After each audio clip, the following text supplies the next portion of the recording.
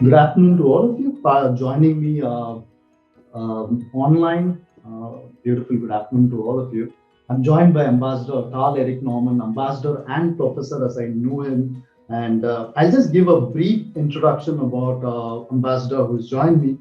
He's the founder and Secretary General of the European Cultural Parliament. Uh, in fact, I visited the European Cultural Parliament, a beautiful place to visit down. And he is the only pan-European. It's the forum.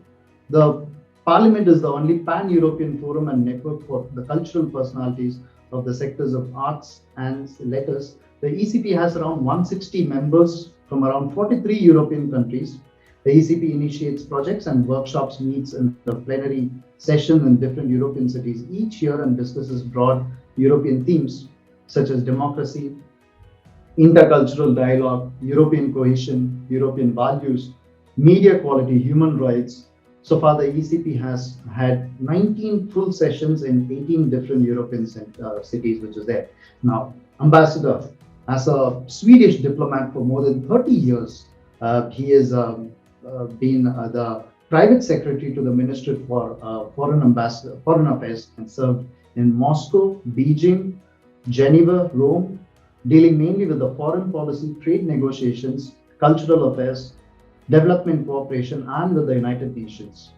He was a representative of Sweden at United Nations agencies like the UNICEF, UNDP, WFP, FAO, and with the UNHCR.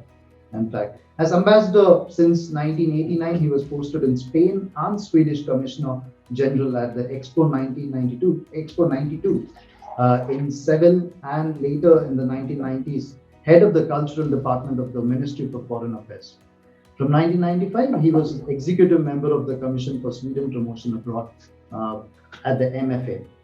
Norman has been an opera. In fact, we were having a good discussion on opera and opera soloist, and is the author of more than 25 books about democracy, the crisis of democracy. In Swedish, 2009 it was published. Overpopulation, Germany, opera, the search for a European soul, but also on China, India, UN theater, design, food, European identities, 20th century history, and football. So these are all the list of publications that he has published into. Since 2010, he is, as I have known him, is also professor. Since 2010, he is lecturing on the cultural diplomacy and nation branding, European politics, and the future trends in cultural diplomacy, and also in international relations at the Institute for Cultural Diplomacy, ICD, in Berlin. He's also lecturing regularly at the universities and conferences all over Europe, Israel, and the United States. He participates actively in public debates in Swedish, German, British, Scandinavian, and other international media. He's member of several international boards, example placing branding and public diplomacy, London research projects on global overpopulation, Gothenburg, Colorado, Bizarre European Architectural Competition, Sophia Music Mind Trust, Sussex, Harald Edelstam Human Rights Foundation, Stockholm, Fondazione, Love Difference in Italy, promoting the cultural diplomacy in schools, Cambridge University, Transatlantic Dialogue, Luxembourg University, and the Cultural Diplomacy Academy. Um, so this is it's a pleasure to invite ambassador for this, because like we decided down to discuss on this particular topic which we had chosen, which is on the importance of the unity and diversity of the European Union in changing times, because this is one of the big conversations which is going on in the current day of politics and media. And it's a pleasure to have you here, ambassador. So just to begin down to ask you across, I would briefly like to know, because like I have visited the parliament, but then like what is the role of this European Cultural Parliament, and how do you see the activities? Thank you very much. We use the acronym ECP for European Culture Parliament. So ECP is based on the idea that there is something like a European soul. I think we got it from the Russians, as a matter of fact. The Russians have for centuries have been speaking about the Ruskaya Dusha, meaning the Russian soul. And there is a movement, I would say, since about 20 or 30 years in Europe saying, well, there is a European soul. We have so much culturally, democratically, historically together. We have been fighting a lot, terrible wars, etc. But there is, after all, something in the European culture which is uniting us. That is one thing, and the other reason for founding this ECP was that we felt that the big European project, the European Union, is very much a technocratic institution, which has, of course, become very broad. It's also dealing with environment, climate, all sorts of also traffic, etc. So, but the cultural element is missing there somehow, because arts and culture is not part of the mandate of the European Union from the Maastricht Agreement in 1992. So this dimension we thought would be interesting to have. I would still say it's a modest contribution that we can do. We have 160, as you said, excellent members from 43 countries, and then anybody knowing the number of members of the EU will understand that it's more than EU. It's rather the membership of the Council of Europe, which also includes, Russia, Belarus, Azerbaijan, Turkey, etc. So it is a broad definition of Europe, and we feel that as far as culture is concerned, arts and culture, it doesn't see any national borders. It goes beyond that. So we might be also perhaps contributing to a little bit of a bridge building between the European Union and its neighbor countries, European neighbor countries. So it's very much based on European values. You mentioned a few of them in the presentation. It is, values, some of these values are global or can be found in the United Nations Declaration of Human Rights. But the stress on gender equality, for instance, that you find in Europe is more European, I would say, than you find in other continents. Also, the fact that you cannot be a member of the European Union, not even of the Council of Europe, if you have death penalty. So it is the idea that death penalty should not be applied is a strong European value. We have contributed also to perhaps reminding European politicians and audience about the fact that culture, creative culture, plays a very big role, even in European economy.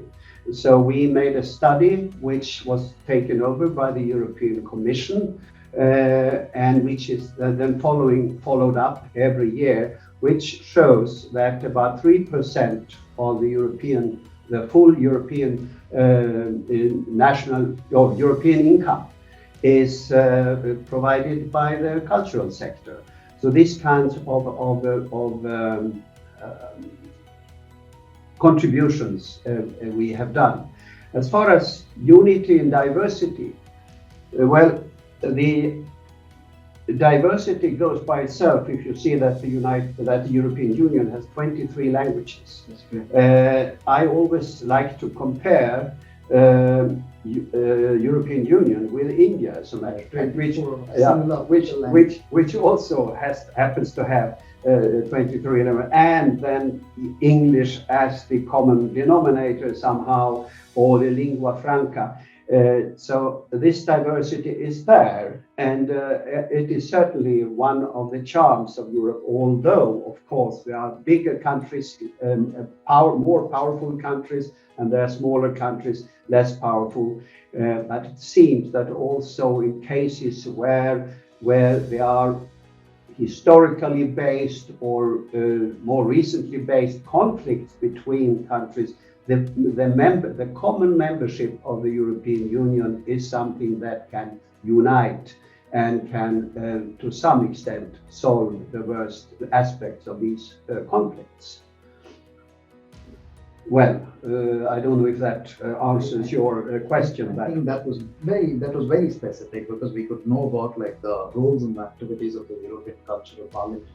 Now, because talking about what you mentioned, Norman, I have one more thing from here to ask across because one of the things that comes inside is the challenges which comes inside because of late there's a lot of because when times were good with economic prosperity coming inside, it was really nice. But again, at least in the last 10 years, which we can state, one was the economic crisis and then the migration challenge which came inside.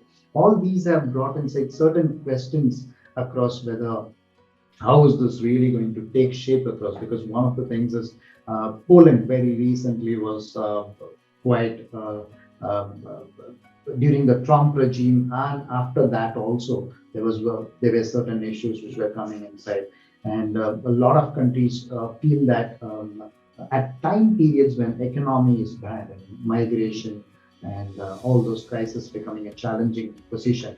How do you feel this that the European Union needs to handle this, especially with this diversification? Yeah, this is a very big challenge, of course. When we started to look at these things from the ECP perspective, this was almost 20 years ago in 2002. There was something which we could call, in perspective, euphoria. We were just about, Europe was just about to establish the new currency, the euro, and we were just having the final negotiations for membership of 10 new countries who then joined in 2004, and then another 3 came in 2007, and another 2 came in 2013. So it was a period of expansion. It was a period also of unification. The previous Iron Wall, which had been there only 10 years earlier, had fallen, and the new members were coming from the other side of the Iron Wall partly. And so this was a fantastic situation, a very optimistic situation. Then only a few years later came came an important financial crisis, which perhaps also revealed some of the weaknesses of the European economic system, that perhaps after all the euro was based on an over-optimistic view on how the various economies and political and social systems of the European member countries could be somehow streamlined. It was clear by the end of the first decade of this century that the differences, political, economic, and social differences between some southern countries of the Union and the northern countries were very big. It was also clear that a few countries like Romania and Bulgaria had perhaps not yet really done their homework in terms of organizing the society against corruption, etc., so that perhaps they joined the euro, no, not the euro, but they joined the union a little bit too early. As far as Greece is concerned, it was even worse to some extent, because it was clear that the figures presented to the Commission in the negotiation for the euro were not quite correct, to put it diplomatically. So these the challenges came, and then came through the end of the Iraq war and through the Arab Spring and through everything which happened in Libya, in Egypt, in particularly in Syria, came the flow of immigrants for which some European countries were not prepared.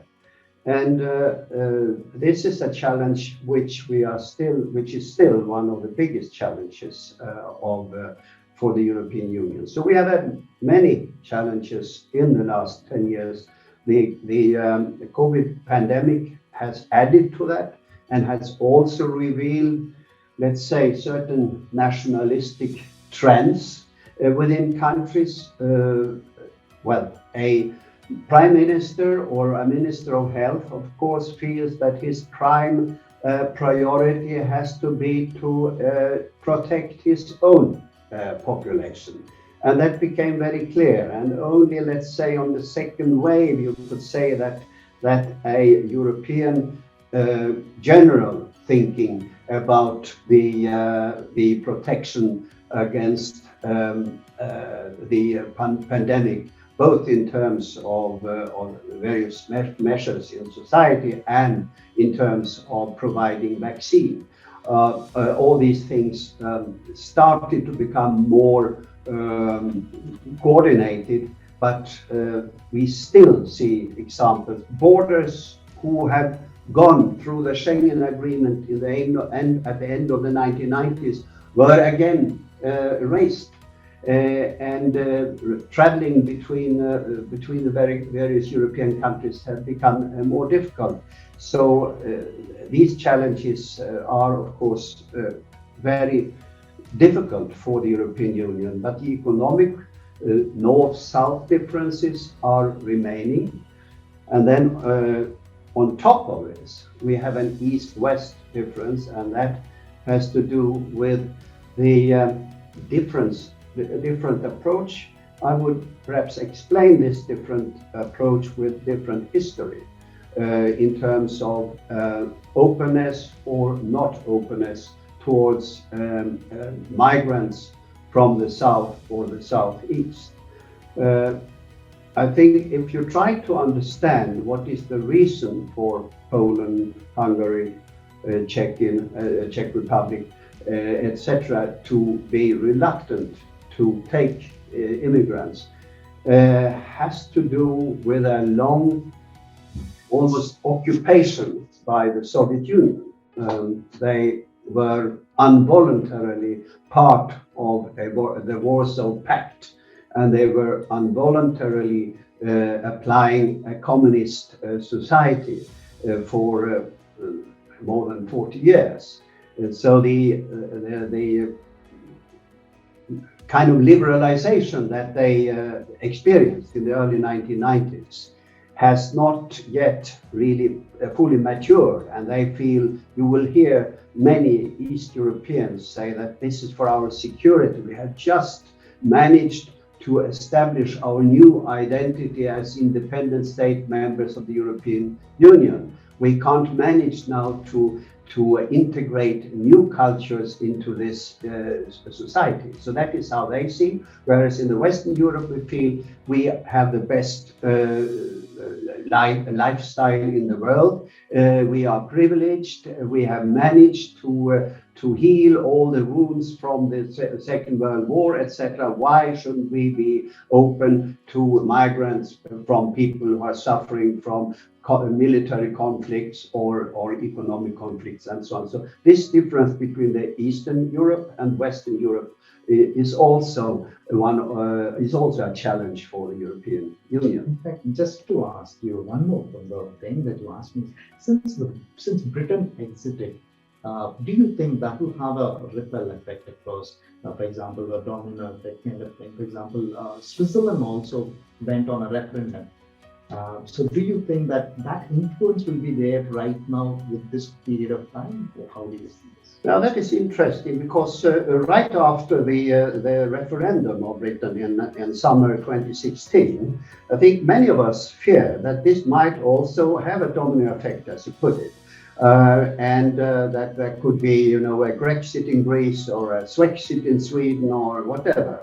But as a matter of fact, I feel now that we have perhaps 2 years experience of an existing Brexit, that it rather unites than divides Europe. The fact that Britain has lived, we are all very sorry that the United Kingdom left, and we share this sorrow, of course, with about half the British population.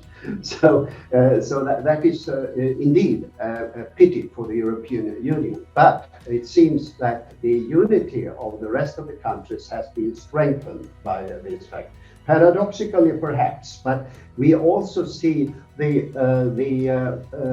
so-called collateral damages by the Brexit, which the British are suffering from themselves, like bottlenecks in the deliveries of food or whatever, and the whole trade is somehow disturbed by this factor. And it's not only created a lose-lose situation. Right, so it's a lose-lose situation, exactly. So I think anybody who would be, and you know, I know there was a certain opinion in countries like in Southern Europe and also in my own country, but they have certainly really softened their argument because they say it's a very tough process and nobody would really like to go through that.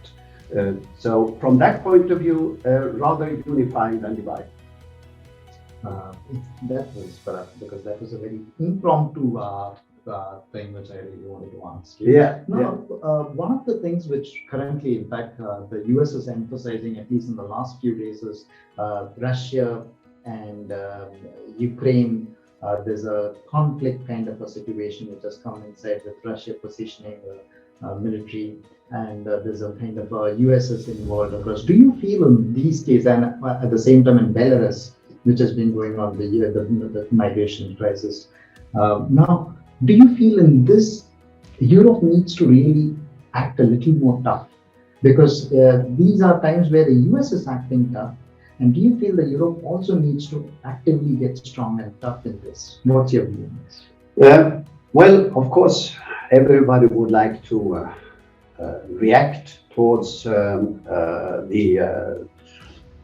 unacceptable situation, for instance, at the border between Poland and Belarus.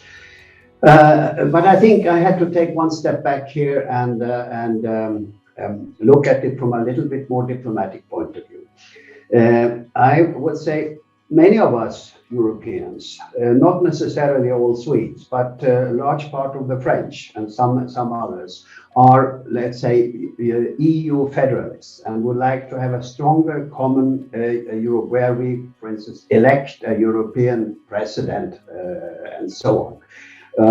And Macron's, President Macron's idea that we should have a common defense, a stronger defense, a European army. So.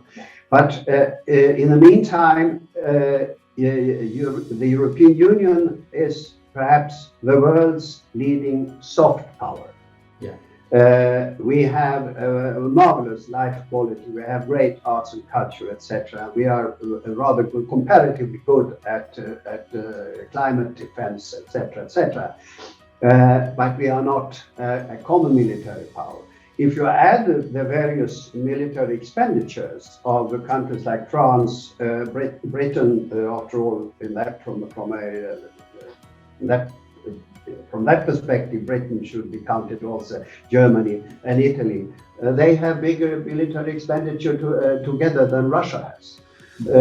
But Russia has, of course, the large arsenal of atomic weapons.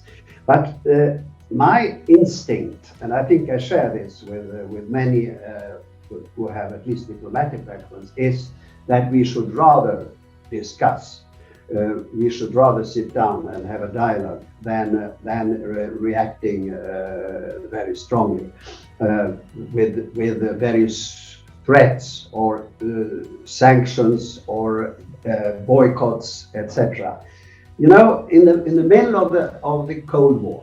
In the middle of the 1970s, an institution was founded that the Organization for Security and Cooperation of Europe, OSCE, with seat in Vienna, and they are not very public, so to say. People are not so familiar with them. But this was created in the middle of the Cold War in order for the various both sides of the Iron Curtain to sit down and talk to each other, to try to find solutions, to be constructive, to accept perhaps that there are different views on how a society should be run and what the rights of the citizens are on both sides. But that is still it is still there. OSCE still exists and is a forum for discussion, even in cases where you have strong differences of opinion. So this was valid in the Cold War, and since many are speaking about a new Cold War now, I think this forum and this form of dialogue is certainly more constructive than sanctions, because sanctions tend to hit the wrong target. It hits normal people, it hits usually poor people and so on, whereas the leaders whom we may be after, they can always find a solution somehow. So, and the same goes for many types of boycotts. I am rather for a dialogue than for sanction and boycott, as long as the European Union is a soft power rather than a strong military power.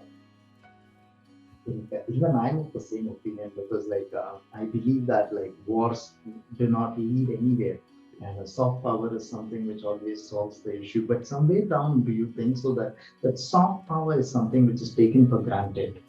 Because that's where across the question comes inside, that soft power is no longer, for example, sanctions have been put across on Belarus. Sanctions have been put across even during Navalny's time. During that time, a little bit of sanctions were there, but still, what happens? Trade comes first, which is the Nord Stream, which is coming inside. Now, during these times, do you feel that it's business which is a priority, or do you feel that the soft power is still needs to be a little more?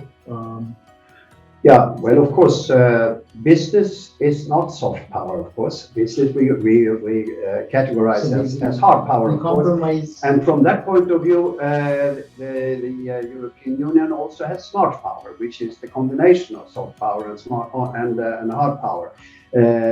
Europe is definitely a big power in economy and so on. But we are suffering right now, of course, from increasing energy prices, and one of the reasons is that the Nord Stream is not opening.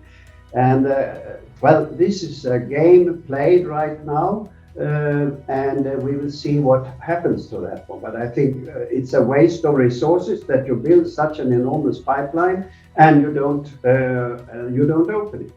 I can't really see the point. Another thing I have, as you said, I've been serving in Moscow in the old time as a very young diplomat when it still was so, but the mentality is back now with President Putin, and the mentality is that if sanctions are made, they are just making things worse usually. But if doors are opened, they are prepared to come to this door and go through this door. So there is, I think, there's a tendency always in a polarized world that you speak about. There is only one kind of language that these types of guys are understanding, and that is the language of violence or threat, or I'm not so sure that is true. We may remember that 20 years ago, when Putin was a new president in Russia, he even offered Russian membership of NATO.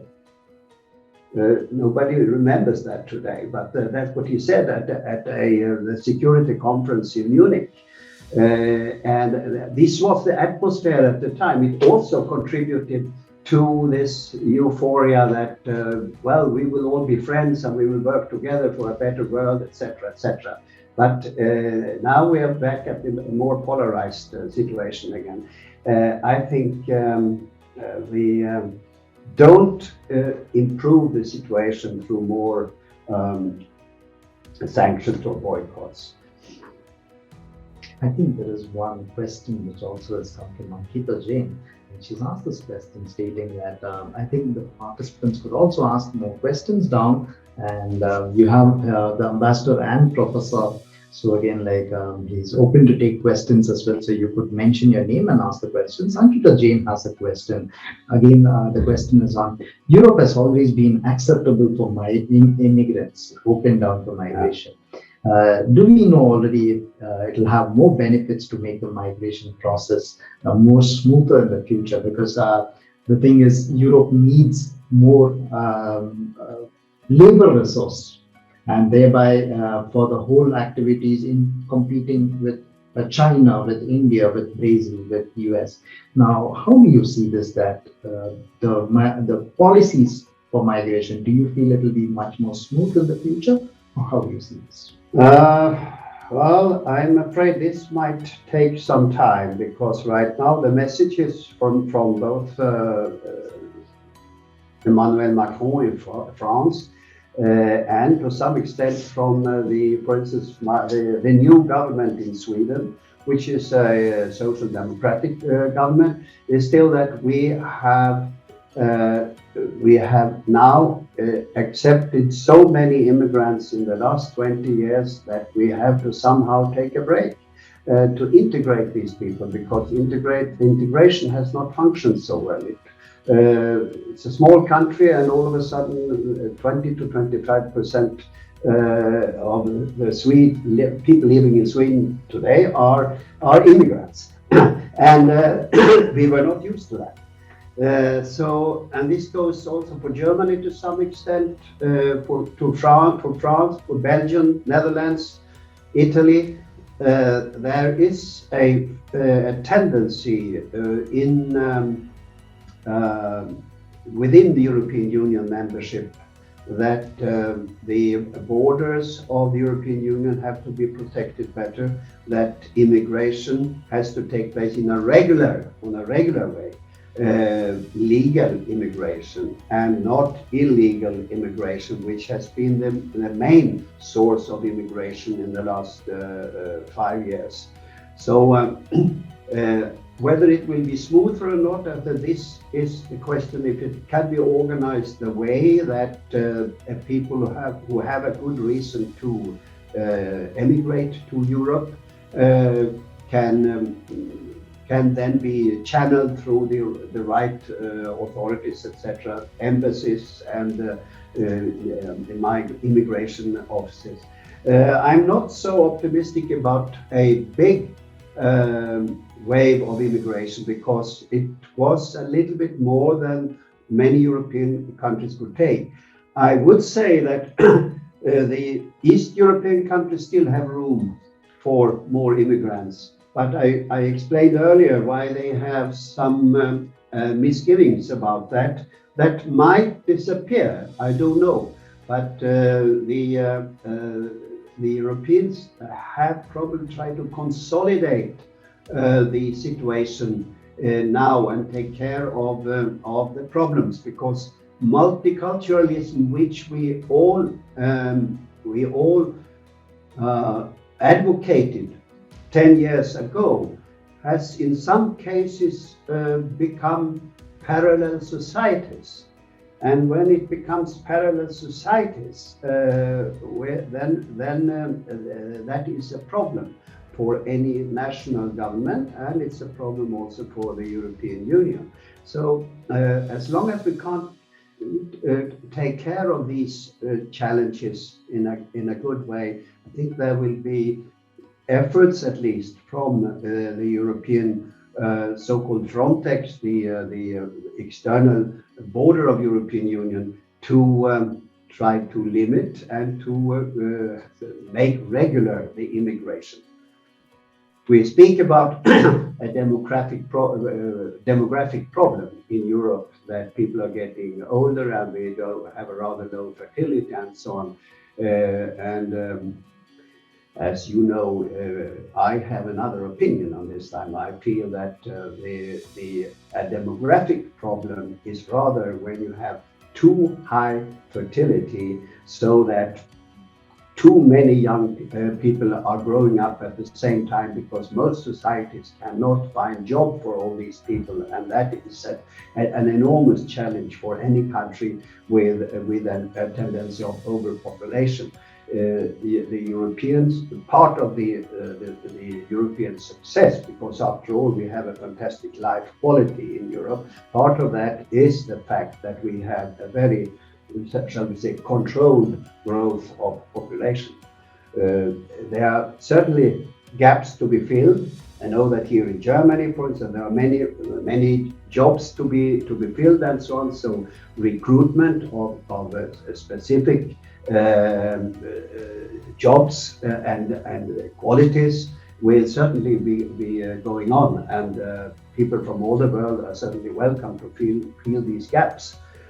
But it has to have be in controlled forms. That was very good. It was quite thoughtful. That was when you mentioned down across that.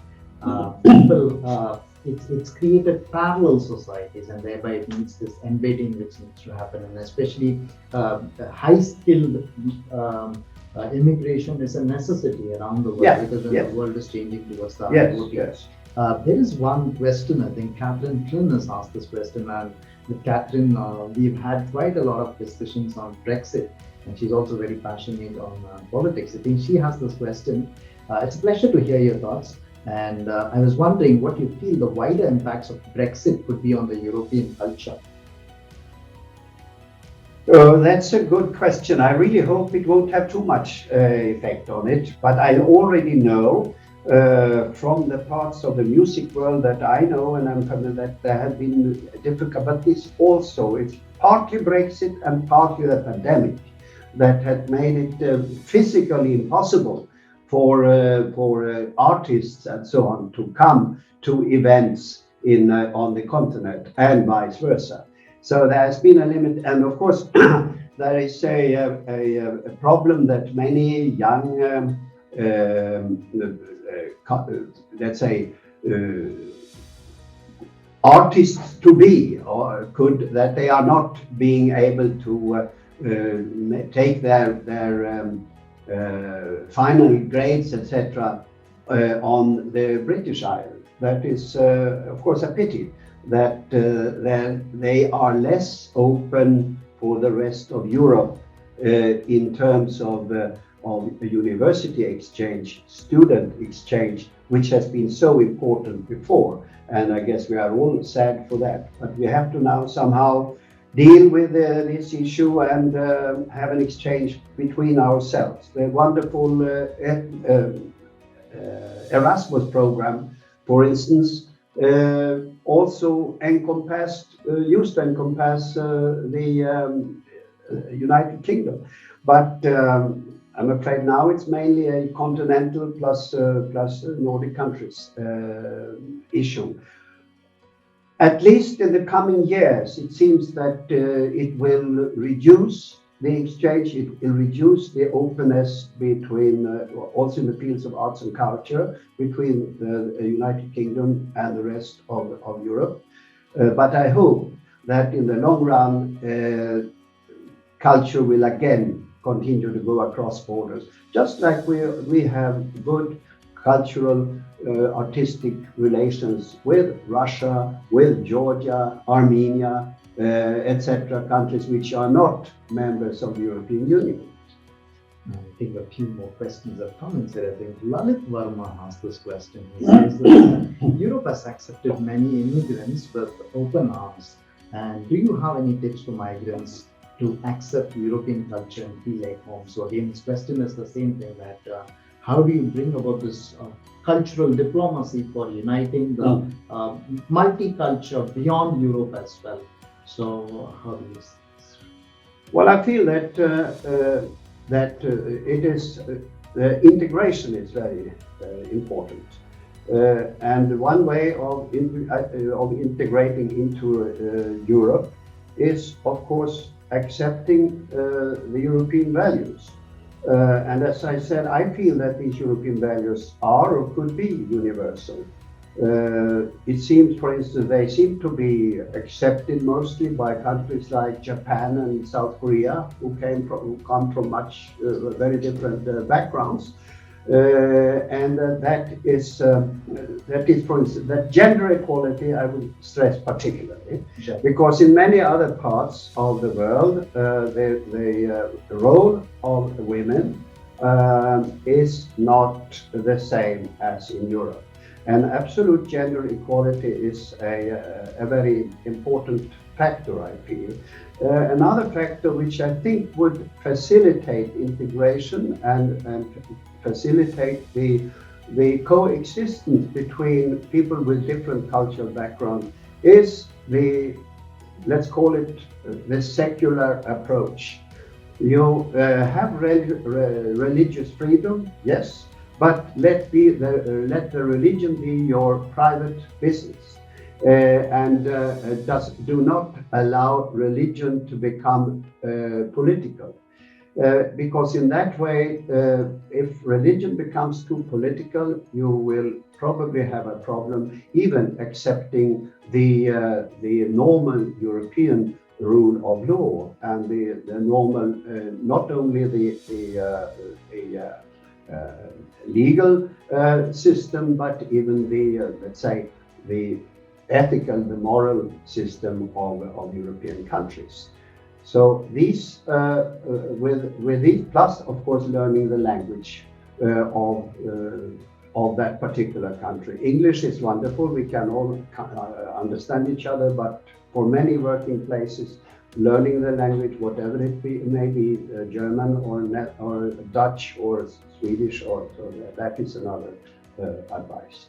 Well, I think so. It's gender empowerment, and then again liberal thoughts. Integrating with the region, and at the same time language is something which is a wonderful. I think there's Alice Brocker, and she has a question. Alice wants to ask, have we had an European Union army? Would we have intervened in the Russian invasion of Ukraine in 2014, which had happened, I think 2014 was one which has been, in fact, even right now criticized, that at that time the US or Europe was not acted well. Or would we have fallen the same diplomatic carol that stopped NATO from intervening? So this is one of the questions here. Yeah, that is a contrafactual question, of course, which are always very fascinating, but they're also difficult. I do not think that even with a European army, the European Union would have intervened in Ukraine. It was, of course, an unacceptable break of international law, and so somehow Europe had to react against Russia. But the price would probably, it would have cost too many lives, and it might have been even a provocation leading to, if not the Third World War, at least something rather terrible. Because I'm not defending the Russian position yet, but I think you should try to see, look at the history here and see that the fact that Russians have not yet really come, let's say, to accept the what happened in 1991, 92. All of a sudden, I try to, when explaining this, I try to explain to an American how it would be when all of a sudden Texas and California, New Mexico, and so on would go somewhere else. For Russia, it was that 15 republics disappeared from what used to be for hundreds years, with very short exceptions of a few years during the war and the First World, etc. So it is psychologically a very difficult situation. The Russians are talking about a kind of a ghost feeling, or what you call it. You have amputated leg. You have amputated a leg or an arm, and so on.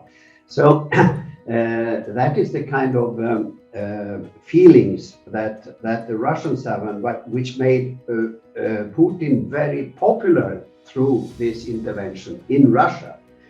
He's not very popular today because he's not very well taking care of his people, and he's aggressive against his opponent, etc.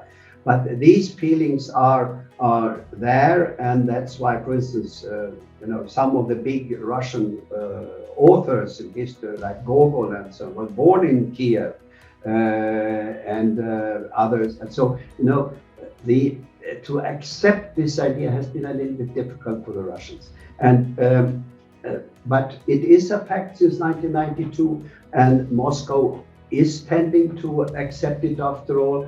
They apply then the same kind of great power policy like the Americans have done around the world, that with people speaking our language, feeling are like our nationality, are threatened, and that's the Russians in the eastern part, and that's the part where a majority are Russian speaking and not Ukrainian speaking.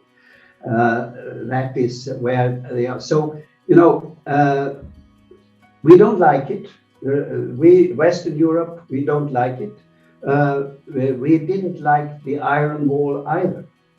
The West Germans didn't like the fact that East Germany was under the control of Moscow. But somehow, after many years, after 25 years to be exact, it started with Willy Brandt, starting the so-called Ostpolitik, and trying to talk to the other side. It took a very long time at that time. But I think that we have rather to rely on talking, trying to understand each other, trying to analyze that, and try to cooperate. A kind of peaceful coexistence, as it was called in the Cold War time. This peaceful coexistence would also be a kind of a solution today. Wonderful. I think one of the questions is again some question, because we cannot right now rule out China, because Arvind Bhavan has this question that how are the trade agreements with other countries is changing across the timeline, especially considering the fact that given a strong Chinese performance and import of the Chinese goods into EU, because China this was one of the questions even I had at first, because how is today China's forged and aggressive. Even I think before the meeting, we had a conversation how China has become a very powerhouse in Asia. Now it's extended to with the Silk Route, and not just inside Asia, it's inside Europe, it's inside America. Everywhere it's extended beyond. So how do you see the trade prospects, agreements, and handling the relationship with China?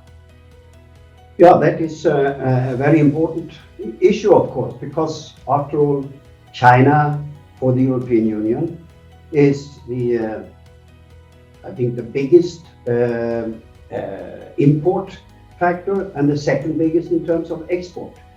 So it is a very important trading partner. And at the same time, in the last 4 or 5 years, the Chinese leadership, Xi Jinping, has become even more authoritarian.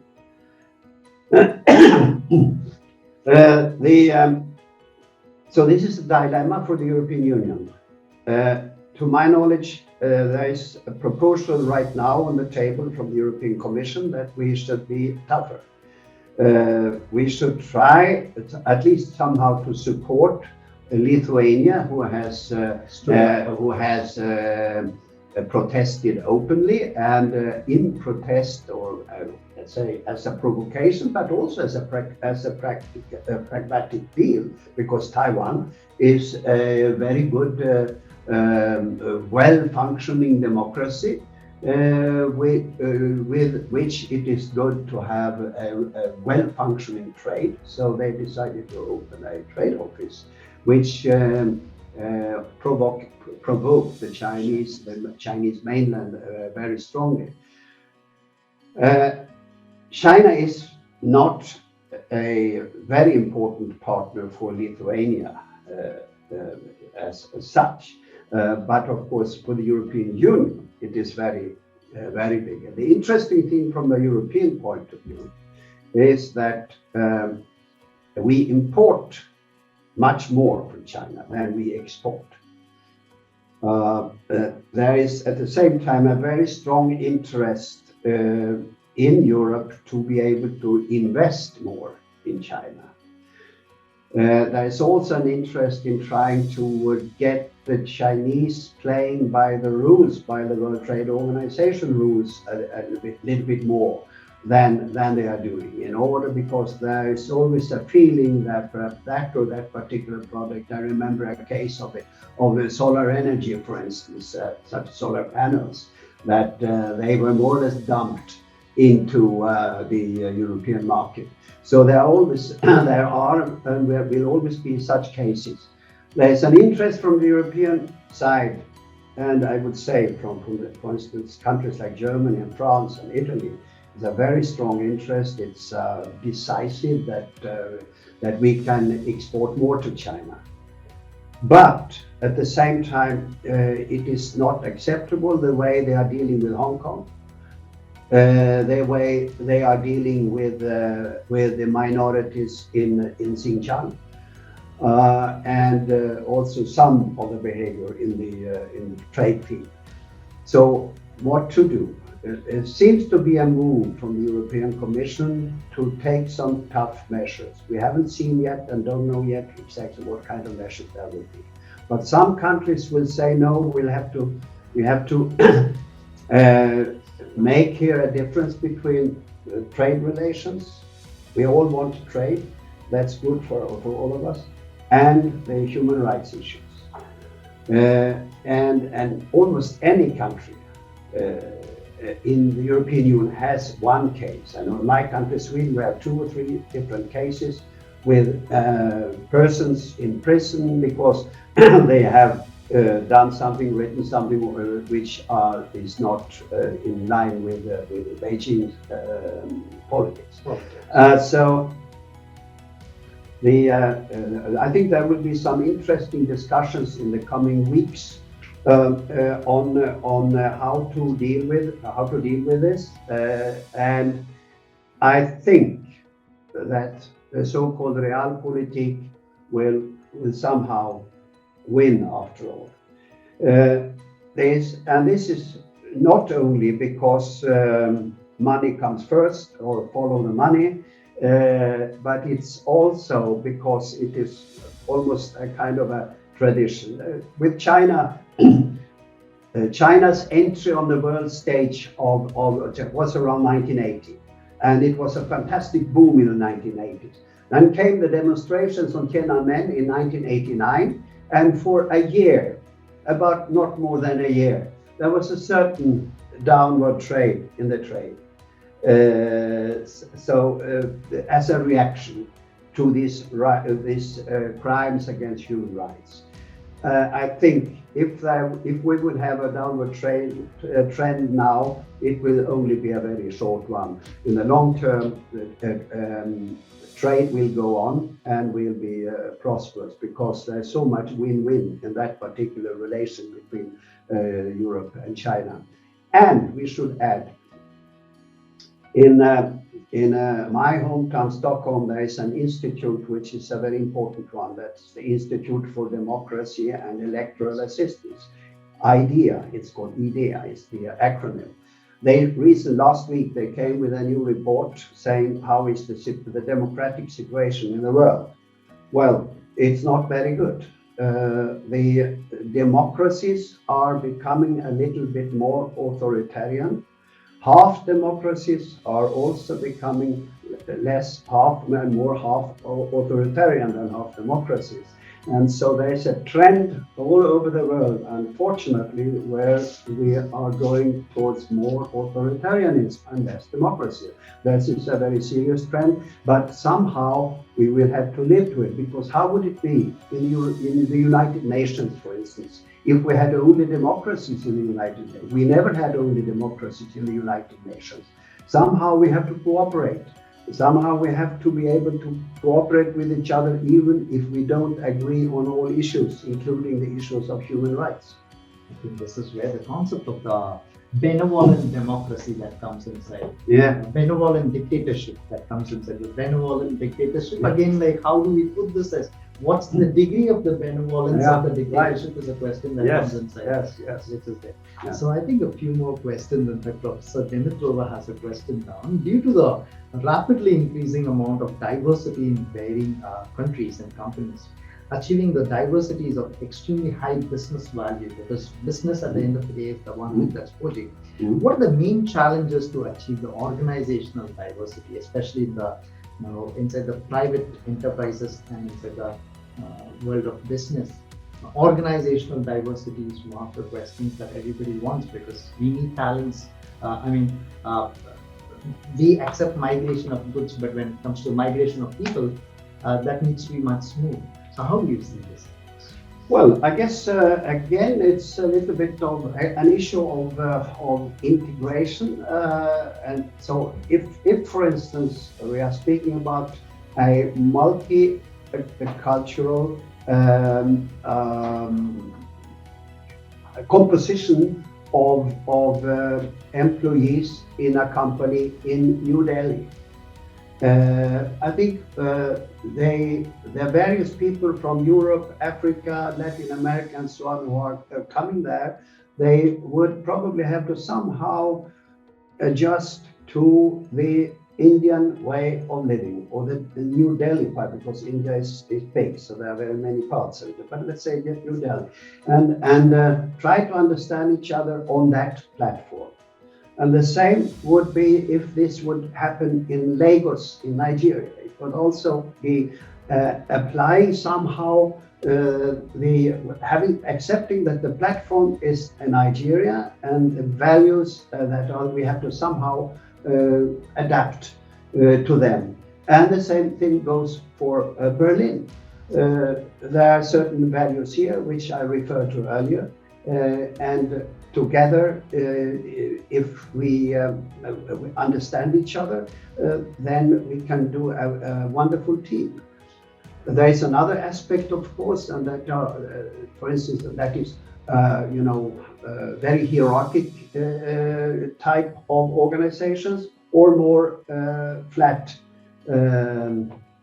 horizontal type of organizations. So, and that will also, you will have to, use what the Germans call Fingerspitzengefühl. You have to feel what is the climate here. Is it, because if it is, you come as a kind of a liberal person with a horizontal kind of decision making and an organization, and you come to an organization which is very hierarchical. Well, probably you will not be able to change that hierarchy by overnight. So you probably have to adapt somehow. In fact, just a couple of questions, and with that we can just finish the session. Hira Rafik has a question that I'd like to get sense from you, that how do you navigate the raising of the level of consciousness around different issues that are complex but are politicized, because certain issues are politicized, certain could be the migration issues, or certain issues which again are required, but again those are politicized, which is there. And this question is very similar to Ezaldin Ibrahim's question, again on the reason of people moving inside. And Gaurav Tiwari also has a very similar question about global citizenship. Yeah. Because why don't we create this? EU is taking care of the concept of creating a global citizenship, especially. What steps do you think so needs to be taken? So one of the questions is on global citizenship. Now again, the second one is on people coming inside, and then again, all those issues, certain issues are politicized for the sake of migration or protectionism that comes inside. How do you see this? Oh, this is very complicated. This is certainly that's a theme indeed for a whole day. But the global citizenship is, of course, a wonderful dream, and somehow we are closer to that now than we were 40 years ago, because in the kind of calendar that I use, I put a very clear beginning of modern globalization around 1980, when all the movements became free. goods, services, capital, and people. Well, it really started around 1980 with the reforms of Thatcher and Reagan and with Deng Xiaoping opening China, etc., etc. So that all happened, and if you look at the development in various countries, then for good and for bad, it definitely has had an enormous impact on growth. But it may also have had an impact on environment and climate, and it has had an impact on equality, which has, so the gap between rich and poor has increased in all these 40 years. So global has become wonderful for the mega city elites, if you wish to put it bluntly. We are now in Berlin or Stockholm or New Delhi, we have more in common now with people in Cape Town or San Francisco or in Shanghai and so on than we have with people in the province of our own countries.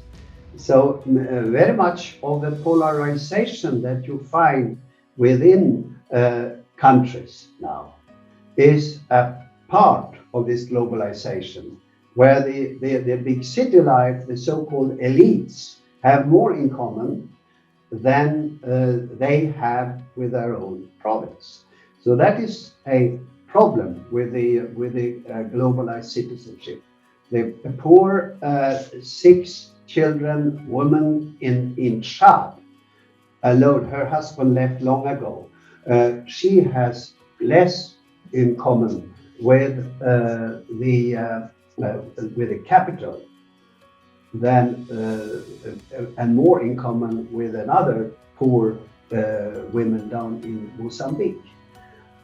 So you know, it is globalization is complicated, and even European unity is complicated, and it's also becoming more complicated through multiculturalism without so many dimensions and so on.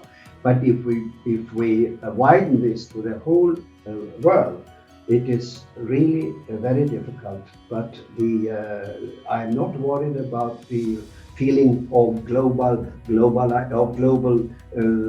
say common interests and so on among the cities. But what about the rest?